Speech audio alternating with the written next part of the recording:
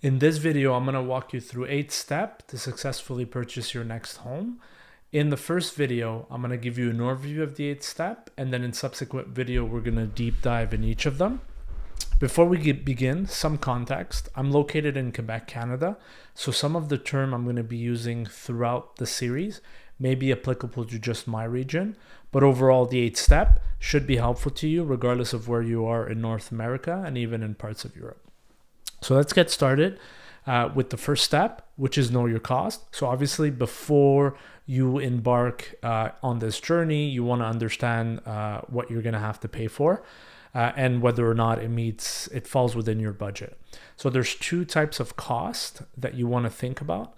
So the first one is recurring fee. Those are all the fees that you're going to have to pay on an ongoing basis as long as you're an homeowner. And then the second one are one-time fees. These are fees that you're going to have to pay once, either before, during, and after you complete the real estate transaction. So you want to be aware of those costs. Step number 2 is defining your property needs. So what exactly it is that you're looking for in your next property, and what are the must-have versus the nice-to-have. So you want to make that clear distinction to really help you when you start searching and ensure that you find something that's within your budget. Also, step number 1 and 2, they are logical exercises that are designed in such a way to help limit the emotional aspect of the decision making and therefore avoid any long-term regrets. Step number 3 is getting your pre-approval. Very important, especially in the market that we are in today, which is a seller's market. What is a pre-approval? Very simple. So it is a document that your financial institution provides you that says that they are accepting to lend you X amount of mortgage under Y conditions.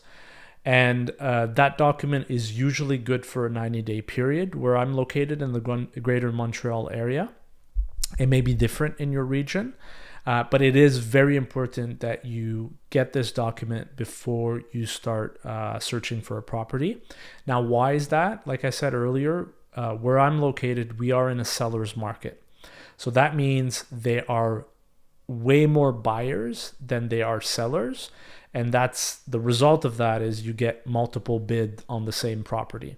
So imagine if you're putting an offer on a property and there's 4 others, they're all pre-approved and you're not, you're obviously not going to get accepted. So it's very important that you have. It shows seriousness towards the seller and towards the real estate agent if you're going to be working with one. How do you get one? Fairly simple.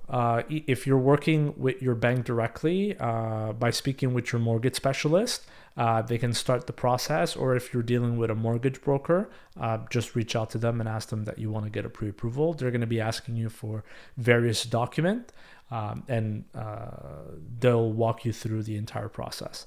So that was step number 3, which is getting pre-approval. Then we get into step number 4, which is where you start searching for your property. You can use the MLS. Here in Quebec, we have Centris, which is our version of the MLS. You can also drive around in the neighborhood that you're looking for. You can also decide to work alone or work with a real estate agent. That's up to you. If you're a first-time home buyer, I'd obviously recommend that you work with an experienced realtor that's specialized in the location where you're looking to buy, and more importantly, that's specialized in the type of property that you're looking for. So when you're, for example, trying to buy a house versus a condo, there's different things that you need to look at. So you need to make sure that your realtor is experienced and you're experienced in those kind of property. Also, step number 4, the property hunting is going to be the longest step. So you need to be very patient so that you don't end up making a decision that you may regret. But at the same time, you want to be aggressive when the time comes. So what I like to refer to it as being passive aggressive. So the more property you visit, the better you're going to understand what you like and what you don't like, and you'll have a stronger understanding of the various pricing.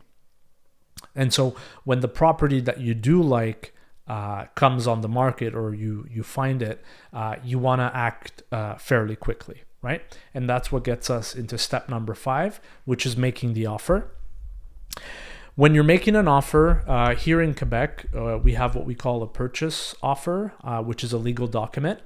I strongly recommend that you review that document before you have to initially start filling it up. It is a lengthy document, and it could be intimidating for somebody that hasn't completed one previously. If you're working with a realtor, they're going to walk you through it. There's a lot of clauses that you need to understand.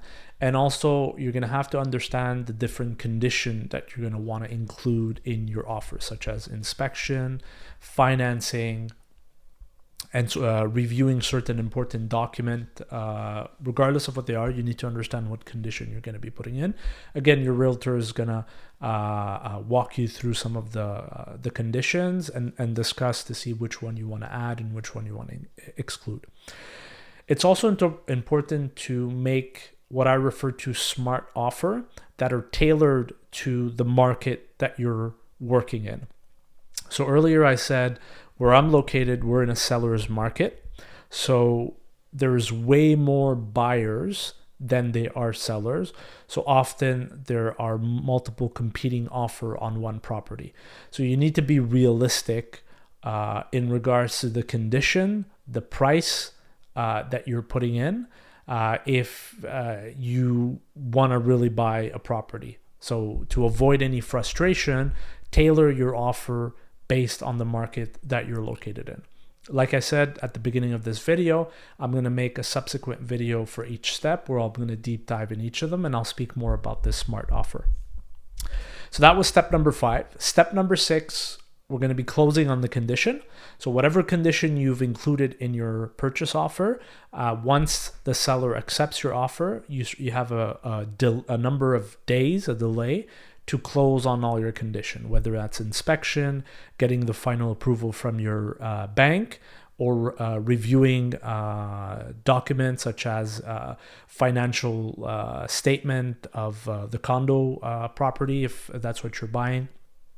Regardless of what they are, you have a specific delays to close on your condition. Once you've closed on the condition, then you're going to move on closing officially on the sale. Here in Quebec, we work with what we refer to as a notary. In other provinces or in the States, you might refer to them as lawyers. But here it's a specialized professional called notary. And when you're buying a property, you're going to have to go to the notary 2 times if you're getting a mortgage. So the first time is when you're going to sign the deed of mortgage or the mortgage document. And then the second time, you're going to be signing the official deed of sale, where you're going to have the seller present. And at that moment, there's going to be adjustment in terms of fees. So if the seller paid already for the whole year the taxes, there's going to be some adjustment there. And we spoke about that in step number 1, which are the one-time fee. So that's one of the one-time fee that you need to budget for, because you're going to have to pay them at the time of the signature. There's also going to be the fee of the notary, obviously. So that was step number 7. And then the final step is taking the possession of the property. That's when you get the key. Congratulations. As obvious as it may sound, there are some critical steps that you need to think about. So the first one is when you get the key, the first thing you want to do is a full visual inspection of the entire property. You want to make sure that there hasn't been any damage or any changes since the last time you visited the property, which may have been during the inspection or when you visited the property before you made the offer. Regardless of when is the last time you visited, you want to go and do a 360 visual inspection to make sure everything's in order. Also, you want to look at if you've requested any inclusion in the purchase offer, that these items are still in the property. So if, for example, you've asked for the boat, the stove, the washer, dryer, doesn't matter what it is, if they were included in the purchase offer and the seller accepted to your terms, then they obviously need to be present at the property when you get the key on day 1. If they're not, it's important that you contact either your real estate agent or the seller right away and address the problem, basically. And then the last thing you want to do, if there was any major issue that were brought up during inspection, then you want to start planning on when to address those issues to avoid them becoming a bigger problem and ending up costing you more. And that was step number 8. So let's just do a quick recap here. So we said step number 1 was know your cost. Step number 2, defining your property need. Step number 3, getting your pre-approval. Number 4, property hunting. Number 5, making an offer. Number 6, closing on the condition. 7, closing on the sale. And 8, taking possession of the property. So I hope these steps have been useful to you. In the next video, I'm going to start diving deep in each of the step. And the second video will be about knowing your cost. Thank you for watching.